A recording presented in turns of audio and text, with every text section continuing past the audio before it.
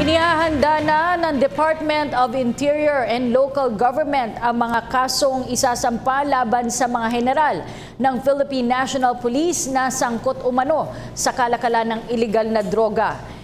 Binigyan din naman ni DILG Secretary Mike Sueno na may sapat silang ebidensya laban sa mga tinaguriang narco generals. Si Julius Disamburon sa ulat.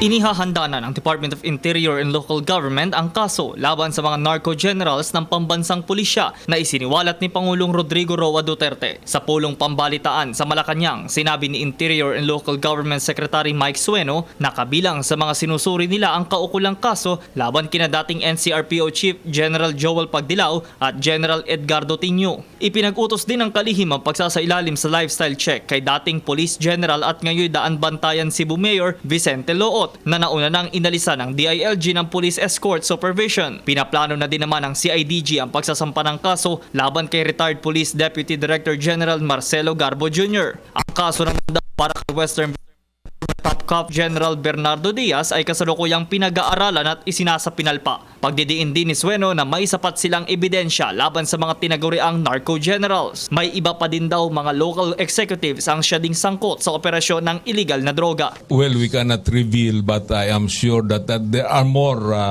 local executives who are involved in drugs. If we include the barangay captains, maybe hundreds. This is why the President, we can understand the passion of the President in really eliminating drugs because it has proliferated mainly because of the protection given by our local executives and our police. Samantala, nilinaw naman ni Sueno na hinihintay na lang ang warrant of arrest laban kay Albuera Mayor Rolando Espinosa na nito lamang ay ibinalik sa pwesto. Para sa PTV News, Julius Disamburon. Ako po si Cathy San Gabriel. Subscribe na sa PTV YouTube channel. I-click lang po ang subscribe button.